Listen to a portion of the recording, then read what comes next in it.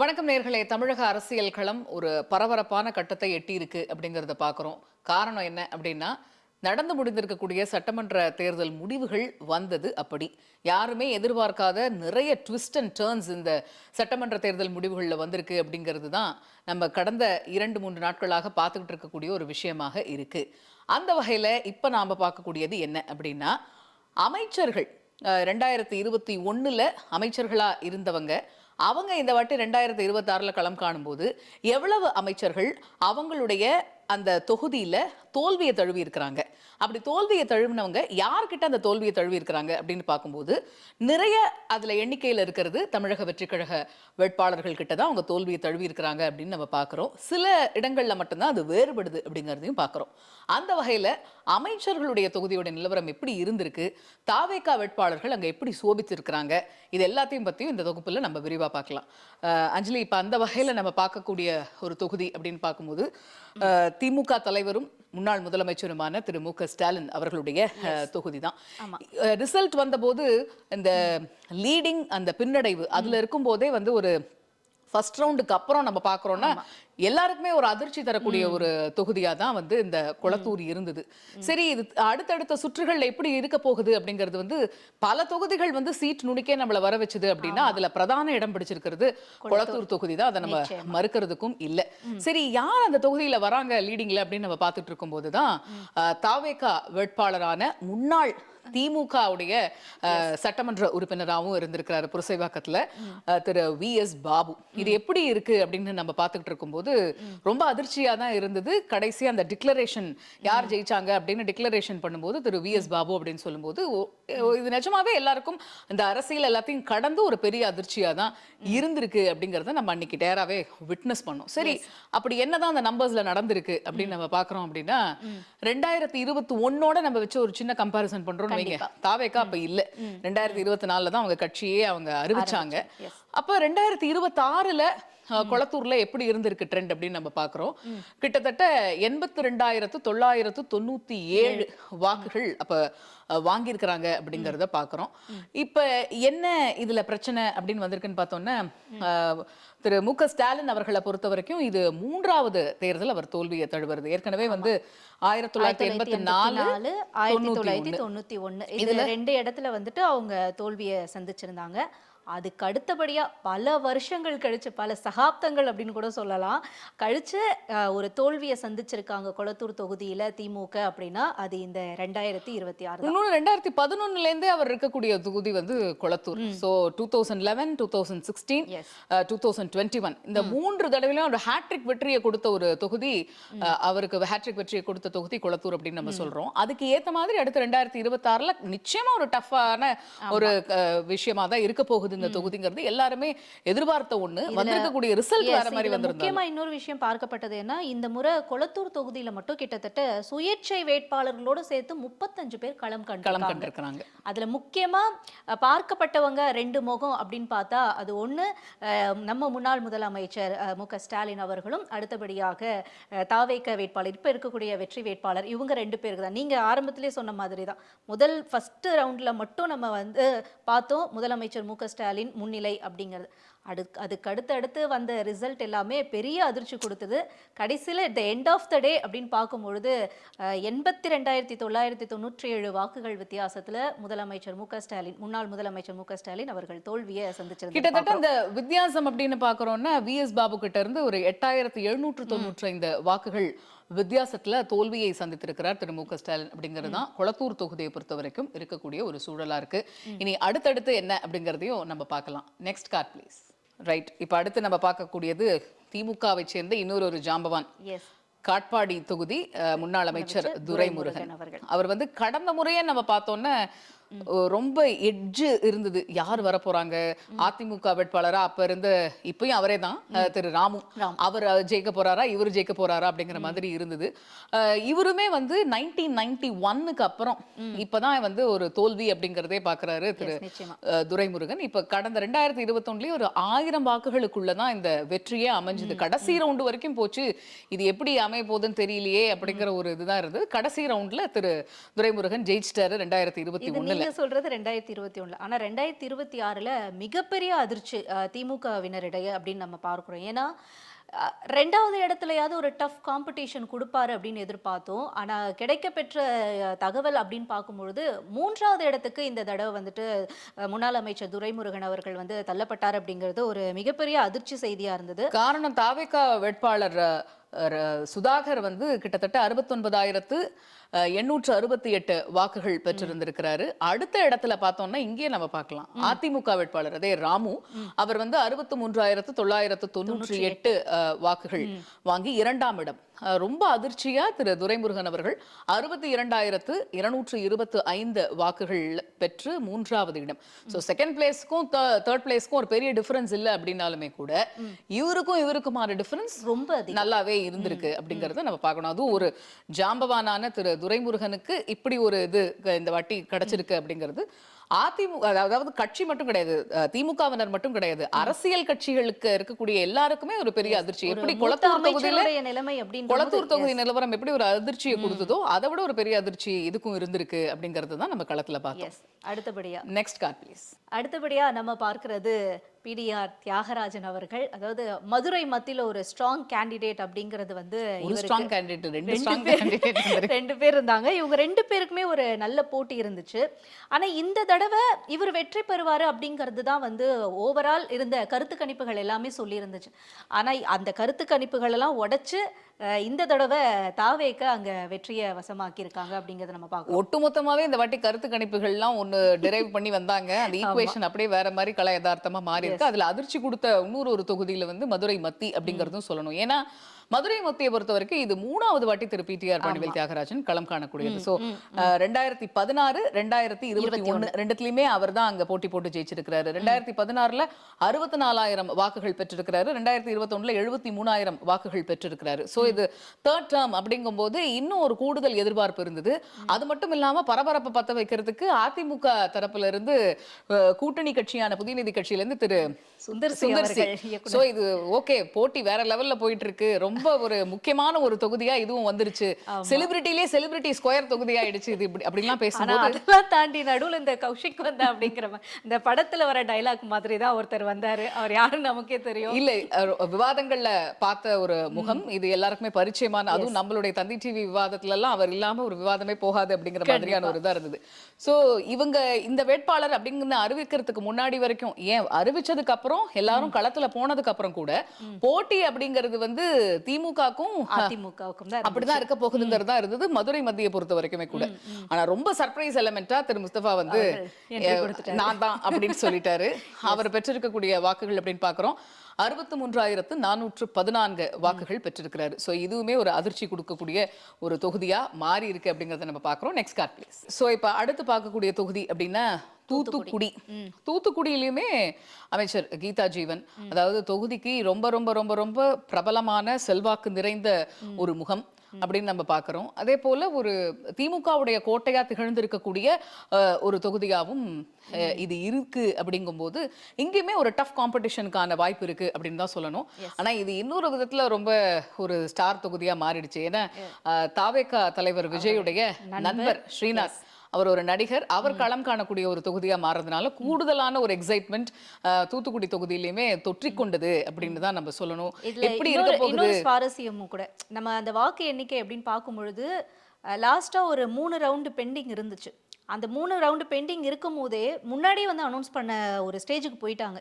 ஏன்னா மீதம் இருந்த வாக்கு எண்ணிக்கை அப்படின்றதுக்கும் இவர் வாங்கி இருக்கக்கூடிய அந்த வாக்கு வித்தியாசத்துக்குமே வந்துட்டு ரொம்ப குறைவா இருந்ததுனால ஆல்மோஸ்ட் அந்த லாஸ்ட் 3 ரவுண்டுக்கு முன்னாடியே வந்து டிவிகே அவங்க வேட்பாளர் தான் வின் பண்ணுவாங்க அப்படிங்கிற ஒரு ஸ்டேஜ் கூட மார்ஜின் அப்பயே ரொம்ப ஜாஸ்தி ஆயிடுச்சு. கடைசி 2-3 ரவுண்ட்ஸ்க்கு முன்னாடியே மார்ஜின் ரொம்ப நல்ல மார்ஜின் போனதுனால அந்த மாதிரியான ஒரு சூழலுமே நம்ம களத்துல பார்த்தோம். எனிவேஸ் இப்ப 2021ல தாவேக களத்துல இல்ல, 2026 அப்படின்னு நம்ம பார்க்கும்போது தாவேக வாங்கி இருக்கக்கூடிய வாக்குகள் அப்படின்னா கிட்டத்தட்ட 1,536,000. அந்த லெவலுக்கு இருந்திருக்கு களத்துல அப்படின்னு நம்ம பாக்குறோம். இதுல இன்னொரு விஷயம் கூட இருக்கு. அதாவது என்னன்னா, இந்த இந்த தடவை இந்த தொகுதியில போட்டியிட்டதுல வந்து கிட்டத்தட்ட அதிமுகவினுடைய முன்னாள் அமைச்சர் உட்பட கிட்டத்தட்ட 13 பேர் டெபாசிட் இழந்தாங்க இழந்திருக்காங்க. அப்படிங்கிறது ஒரு மிகப்பெரிய வைரலா பேசப்பட்ட ஒரு விஷயமா கூட இப்ப நம்ம பார்க்கிறோம். அந்த லெவலுக்கு ஒரு ஹை மார்ஜின் அப்படின்னு தான் நம்ம சொல்லணும். இந்த வாட்டி தாவேகா வேட்பாளர் ஸ்ரீநாத் எடுத்திருக்கிறது தூத்துக்குடியில அப்படிங்கறத நம்ம பார்க்கிறோம். சோ முன்னாள் அமைச்சர் அதிமுகவை பொறுத்த வரைக்கும் ரொம்ப பெரிய டிஃபரன்ஸ் இருக்கு. அதாவது முன்னாள் அமைச்சர் கீதா ஜீவனுக்கும் இந்த வெற்றி வேட்பாளருக்குமே நல்ல டிஃபரன்ஸ் இருக்குங்கும் போது அதையும் தாண்டி இருக்கு அப்படிங்கிறது தான் தூத்துக்குடியை பொறுத்த வரைக்கும் நம்மளுடைய கலை யதார்த்தமா இருக்கு. Next card please. அடுத்து இதுவும் ஒரு முக்கியமான தொகுதி, மதுரை கிழக்கு. சோ அமைச்சர்கள் தொகுதி எல்லாமே ஒரு நம்ம என்ன எப்படி இருக்கு அவங்களுடைய பெர்ஃபார்மன்ஸ் அப்படிங்கறத எடை போடக்கூடிய ஒரு விஷயமாவும் நம்ம பார்ப்போம். அதையும் தாண்டி நிறைய ஃபேக்டர்ஸ் இருக்கும் இதுலலாம். அப்படின்னு பார்த்தா நம்ம பெர்ஃபார்மன்ஸ் எடை போடுறதுன்னு நம்ம கொளத்தூரியோ காட்பாடியோ மற்ற தொகுதியோ நம்ம சொல்லிட முடியாது இல்லையா? அங்க வேற சில ஃபேக்டர்ஸ் வந்து கை கூடி இருக்கலாம், கை கூடாமையும் போயிருக்கலாம். அந்த வகையில நம்ம பார்க்கிறோம் அமைச்சர் முன்னாள் அமைச்சர் மூர்த்தியுடைய தொகுதி. இங்கே நம்ம பார்க்கும்போதும் தாவேகா தான் இந்த வாட்டியும் அவங்க கெயின் பண்ணிருக்காங்க அங்க அப்படிங்கறத நம்ம பார்க்கிறோம். அந்த நல்ல மார்ஜின்ல அவங்க 1,18,777 வாக்குகள் வித்தியாசம் அப்படிங்கறத நம்ம புரிஞ்சுக்கிறோம். 2021ல என்ன நிலைமை இருந்திருக்கு அப்படின்னு நம்ம பாக்குறோம்னா 2021ல திமுக அப்படின்னு நம்ம பார்க்கும்போது கிட்டத்தட்ட 1,22,709, அவங்க 1,02,230, ஒரு 20,499 வாக்குகள் வித்தியாசம் தான். ஆனா இதை அப்படியே டபுள் மடங்கு போட்டா கூட டிவிக்கு எட்டல அப்படின்னு நினைக்கிறேன். ஏன்னா அந்த அளவுக்கு வந்துட்டு ஒரு டிஃபரன்ஸ் நல்ல. ஆமா, அதே போல அதிமுக பாக்குறோம் 2021ல 73,125 இருந்திருக்காங்க. இதுவே இப்ப பார்க்கும்போது 31,016. இப்ப ரொம்ப எதிர்பார்க்கப்பட்ட ஒரு தொகுதியில மதுரை கிழக்கும் ஒண்ணு. ஆனா பாருங்க, போன வாட்டி விட அதிமுகவோடது இன்னும் குறைஞ்சிருக்கு அப்படிங்கறத நம்ம பார்க்க முடியுது. திமுகவை பொறுத்த வரைக்கும் அந்த குறைவு இருக்கு. ஆனா அதை ஓவர்டேக் பண்ற மாதிரி தாவேகாவுடைய வாக்குகள் இருந்ததுனால இந்த இடத்துல முன்னாள் அமைச்சருடைய தொகுதி அப்படிங்கிறது தாவேகா வசம் போயிருக்கு அப்படிங்கறத நம்ம பார்க்கிறோம். Next card.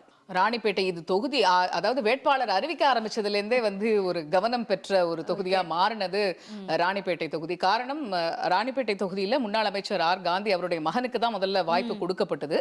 ஆனா அதுக்கப்புறம் கட்சி தலைமை என்னையே வந்து போட்டி போட சொல்லிட்டாங்க அப்படின்னு சொல்லிட்டு திரு ஆர் காந்தி அவர்களே வந்து வேட்புமனு தாக்கல் செஞ்சாரு. அதுல இருந்தே இந்த தொகுதி நான் அங்க போய் பிரச்சாரம் பண்ணணும்னு இல்ல, எங்களுடைய வேலையே எங்களுக்கான பிரச்சாரத்தை செய்யும், ரொம்ப தைரியமா இருந்தாங்க, ரொம்ப ஒரு பாசிட்டிவா ஒரு கான்ஃபிடென்ட்டா இருந்தாங்க அப்படிங்கறது நம்ம அதுக்கான சொல்றோம். காரணம் என்னன்னா, இந்த தொகுதியில 16 தடவை இதுவரைக்கும் எலெக்ஷன் நடந்திருக்கு இந்த தொகுதியை பொறுத்த மட்டும். அதுல திமுக மட்டுமே 7 முறை வந்துட்டு அவங்களுடைய வெற்றியை அவங்களுடைய கோட்டை அப்படின்னு தான் சொல்லணும். அதுக்கப்புறம் அதிமுக 3 முறை, காங்கிரஸ் 2 முறை, 7 முறை அப்படிங்கிறது நம்ம முன்னாடி நம்ம நிறைய தொகுதிகளுடைய சிறப்புகள்லாம் நம்ம ஆல்ரெடி வந்து நம்ம தந்தி டிவில போட்டுக்கிட்டே இருந்தோம். அதுல ஒரு முக்கியமான தொகுதியா கூட இருந்தது. திமுக 7 முறை இங்க ஜெயிச்சிருக்காங்க அப்படிங்கறதுனால இந்த இடத்துல இந்த தடவையும் இவங்க தான் வருவாங்க ஒரு ஈஸி வின்னா இருக்கும் அப்படின்னு தான் நம்ம எதிர்பார்த்தோம். ஆனா அங்கேயும் வந்து ஒரு சர்ப்ரைஸ் கொடுத்துருச்சு தாவேகா அப்படின்னு தான் நம்ம பார்க்கிறோம். தாவேகா பெற்றிருக்கக்கூடிய வாக்குகள் இந்த வாட்டின்னு பார்க்கிறோம்னா கிட்டத்தட்ட 91,149 வாக்குகள் வாங்கியிருக்கிறாங்க. திமுக இரண்டாம் இடத்துல 85,362. ஒரு ஃபேர் இனஃப் மார்ஜின்ல தான் வந்து தாவேகா ஜெயிச்சிருக்காங்க அப்படிங்கறத நம்ம பார்க்கிறோம். இதே ஆர் காந்தி தான் 2021ல போட்டி போட்டிருக்கிறாரு. அவர் அப்ப பெற்றிருக்கக்கூடிய வாக்குகள் கிட்டத்தட்ட 1,03,291 வாக்குகள். அதுல இருந்தே நம்ம பார்த்தோம்னாலுமே கம்மியா இருக்கு. இன்னொன்னு, இது கம்மியானதுக்கு நிறைய ரீசன்ஸும் சொல்லப்படலாம். ஒண்ணு, ஒட்டுமொத்த வாக்குகள் கம்மியாறதுக்கு இந்த எஸ்ஐஆரும் ஒரு காரணமா இருக்கலாம். ஃபுல்லா ரிஃபைன் பண்ணி கிளீன் அப் பண்ணி கொடுத்துட்டாங்க. அதனால எல்லா தொகுதியிலுமே இது, குறிப்பா கொளத்தூர்ல அது ரொம்ப ஜாஸ்தியா இருந்தது அப்படிங்கிறதுமே களத்துல பெரிய மாற்றம் கொளத்தூர்ல இருந்தது. எஸ்ஐஆருக்கு அப்புறம் அந்த வாக்காளர்களுடைய எண்ணிக்கை அப்படிங்கறதையும் நம்ம பார்த்தோம். சோ ஒவ்வொரு தொகுதியிலுமே அதுவே ஒரு ஆடப்பான ஒரு விஷயமா தான் நம்ம பார்க்க முடியுது. சோ அதிமுகவுமே கடந்த முறை 86,793 வாக்குகள் வாங்கியிருக்கிறாங்க அப்படின்னா இந்த வாட்டி அப்படியே அது பாதிக்கும் பாதி கம்மியா இருக்கு. 32,060 தான் அப்படிங்கிறது பாக்குறோம். சோ ராணிப்பேட்டை இவங்களுக்கும் டிஃபரன்ஸ் பார்த்தோம்னா 54,733 இருக்கு. நல்ல டிஃபரன்ஸ். எஸ், ஆக மொத்தம் இங்க பார்க்கும்பொழுது கிட்டத்தட்ட இந்த 91,149 அப்படிங்கிறது இட்ஸ் பெரிய மார்ஜின் அப்படிங்கிறதுல எந்த சந்தேகமும் இல்லை. ஓகே, அடுத்து நம்ம பார்க்கக்கூடியது சைதாப்பேட்டை இது ஒரு பெரிய அதிர்ச்சியிலையும் பேரதிர்ச்சி கொடுக்கக்கூடிய, எப்படி நம்ம காட்பாடிக்கு சொன்னோமோ, எப்படி கொளத்தூருக்கு சொன்னோமோ, அந்த மாதிரி தான் நம்ம சைதாப்பேட்டைக்கும் சொல்ல வேண்டிய ஒரு விஷயம். ஏன்னா இது சைதாப்பேட்டை அப்படிங்கிறது திமுகவுடைய கோட்டை அப்படிங்கிறதையும் தாண்டி ஒரு மாபெரும் செல்வாக்கு திரு மா சுப்பிரமணியன் அவர்களுக்கு இருக்கக்கூடிய ஒரு தொகுதி. அதனால இதெல்லாம் ரொம்ப ஈஸி வினாதான்ப்பா அவங்களுக்கு இருக்க போகுது அப்படிங்கிறது எல்லாருடைய கணிப்புகள்லயுமே இருந்தது. இதுல நம்ம பார்க்கும்போதே தெரியுது, அமைச்சர்களுடைய தொகுதியில இத்தனை பேருடைய மார்ஜின் வந்து இவ்வளோ குறைஞ்சிருக்கு அப்படிங்கிறதுலே எவ்வளோ ஈஸியா இங்க ஜெயிக்க முடியும் அப்படின்னு நினைச்ச தொகுதிகள் எல்லாமே இப்ப தாவேக வசம் போயிருக்கிறது அப்படிங்கிறது இவங்களுக்குமே ஒரு பேரதிர்ச்சியா தான் இருக்கும் அப்படின்னு நிச்சயமா அதுல மாற்று கருத்தே கிடையாது. அந்த வகையில இப்ப இன்னொன்னு இந்த வாட்டி சைதாப்பேட்டையில பார்க்கும்போது திரு மாசு இருக்காரு அப்படின்னா, இன்னொரு பக்கம் சைதாப்பேட்டை தொகுதி அதிமுக பொறுத்த வரைக்கும் அம்மா மக்கள் முன்னேற்ற கழகத்துக்கு போச்சு. அங்க திரு செந்தமிழன் கண்டெஸ்ட் பண்ணாரு. செந்தமிழன் அப்படிங்கும்போது அவருமே முன்னாள் அமைச்சர். அப்படி இருக்கும்போது சிட்டிங் அண்ட் முன்னாள் அமைச்சர் அப்படின்னு இருக்கும்போது அவங்களுக்கான வாக்கு வங்கிங்கிறது பெரிய அளவுல இருக்கத்தான் செய்யும். அப்ப டஃப்பான காம்படிஷன், கிரவுண்ட் இன்னும் டஃப் ஆகுதா அப்படிங்கறத நம்ம பார்த்தோம். ஆனா அதுலயுமே வந்து தாவேக இந்த வாட்டி சென்னையில ஃபுல்லா ஸ்வீப் அடிச்சாங்க 2 தொகுதியை தவிர்த்து. அந்த வகையில தாவேக இந்த வாட்டி 81,205 வாக்குகள் வாங்கியிருக்கிறாங்க. திமுகல இருந்து திரு மாசு வாங்கி இருக்கக்கூடிய வாக்குகள் அப்படின்னு பாக்குறோம்னா 52,691, கிட்டத்தட்ட 27,503 வாக்குகள் வித்தியாசம். நல்ல மார்ஜின் அப்படிங்கறத நம்ம ஒண்ணு பாத்தீங்களா, 2021ல இவங்க 80,000 வாக்குகள் வாங்கியிருக்காங்க. அதுலயே இன்னும் கொஞ்சம் ஏறி 2026ல இவங்க அந்த வாக்கை தட்டி பறிச்சிட்டாங்க தாவேக. At the same time AIADMK முன்னாடி விட இது இந்த வாட்டி கூட்டணி கட்சிக்கு போயிருக்கு அப்படின்னாலுமே ரொம்ப கம்மியா இருக்கு. 17,839 அப்படிங்கறதையும் நம்ம பாக்குறோம். சோ சைதாப்பேட்டையை பொறுத்த வரைக்கும் இதான் நிலவரம். Next card please. அடுத்து நம்ம பாக்குறோம்னா ஆவடி. இதுவும் ஒரு ரொம்ப ரொம்ப முக்கியமான ஒரு தொகுதியா பார்க்கப்பட்டக்கூடிய ஒரு தொகுதி. ஆவடியை பொறுத்த வரைக்கும் நம்ம பார்க்கிறோம் திரு நாசர் அவர்கள் 2021ல நிறைய பெரிய மார்ஜின்ல அவர் ஜெயிச்சிருக்கிறார். 2000க்கு நம்ம இந்த கார்ட்ஸ்ல பார்க்கும்போதே நம்மளுக்கு தெரியுது. 1,50,287. அது இப்ப அப்படியே 50,000 வாக்கு வரைக்கும் வந்து குறைஞ்சிருக்கு அப்படிங்கறத நம்ம புரிஞ்சுக்கிறோம்னு நினைக்கிறேன். ஏன்னா இங்க பார்க்கும்பொழுது 1,04,073 இந்த 50,000 ஓட்டு அப்படியே வந்து டிவிகேக்கு போயிருக்குன்றத புரிஞ்சுக்கிறோம்.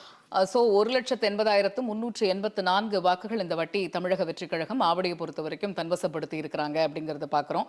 அதிமுக அதுவுமே அப்படியே குறைஞ்சிருக்குங்கிறத பாக்குறோம். கடந்த முறை பாக்குறோம் 95,012, இந்த வாட்டி அப்படியே இது 39,605 அப்படிங்கிற ஒரு கணக்குல இருக்கு.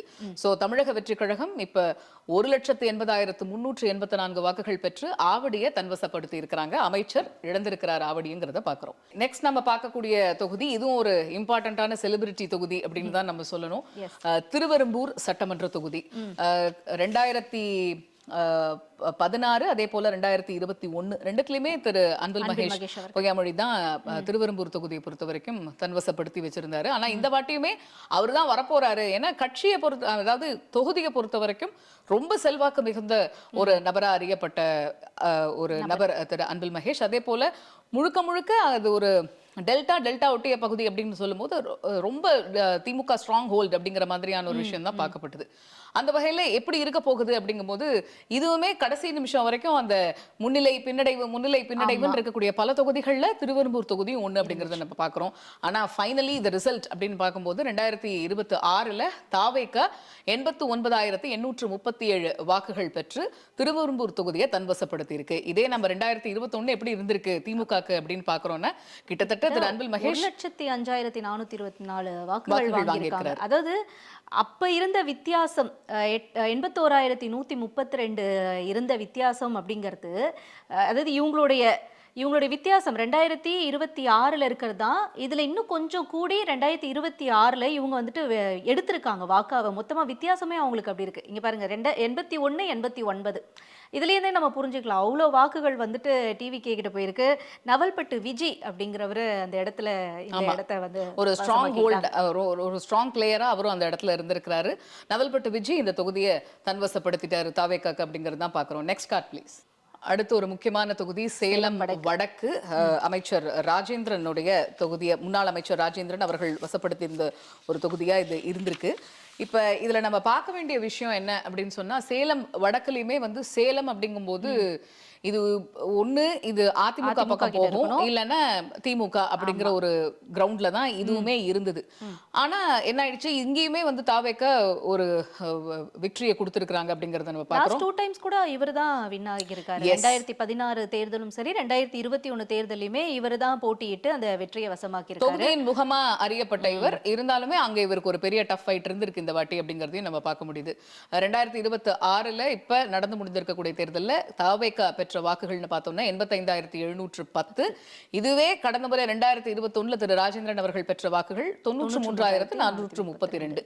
இதுவுமே நம்ம இதுக்கு முன்னாடி பார்த்த எல்லா தொகுதியுடைய நிலவரம் மாதிரி தான் இருக்கு. கிட்டத்தட்ட இப்ப அவங்க இது வாங்கி பாக்குறோம். அதாவது திமுக, அதிமுக லாஸ்ட் டைம் வந்து ஒரு டஃப் ஃபைட் இருந்திருக்குன்னு நினைக்கிறேன் இவங்க 2 பேருக்குமே. ஆனா இந்த தடவை வந்துட்டு இந்த ஃபைட்டுக்கெல்லாம் ஒரு விட கொடுக்குற மாதிரி டிவிக்கு அவங்க 85,710 வித்தியாசத்துல வந்து வெற்றி பெற்றிருக்காங்க.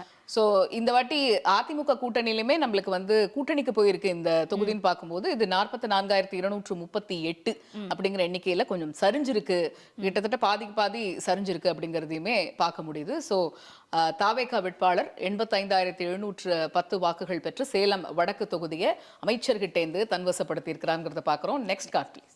அடுத்து நம்ம பார்க்கக்கூடிய தொகுதின்னு பார்த்தோம்னா ராசிபுரம் பொறுத்த வரைக்கும் திரு மதிவேந்தன் அவர் வந்து கடந்த முறை நம்ம பார்க்கிறோம்னா 2021ல வந்து நம்ம பார்த்தோம்னா கிட்டத்தட்ட 90,727 வாக்குகள் பெற்றிருக்கிறாரு. கிட்டத்தட்ட அவரை எதிர்த்து போட்டியிட்ட அதிமுக வேட்பாளர் சரோஜாவை விட 1,952 வாக்குகள் வித்தியாசத்துல இவர் வெற்றி பெற்றிருக்கிறார். இந்த வாட்டியும் சரோஜா வந்து களம் கண்டிருக்கிறாங்க அப்படிங்கறத நம்ம பார்க்கிறோம். பட் அவங்க 3rd பிளேஸ் போயிருக்கிறாங்க அப்படிங்கறதும் தெரிய வருது.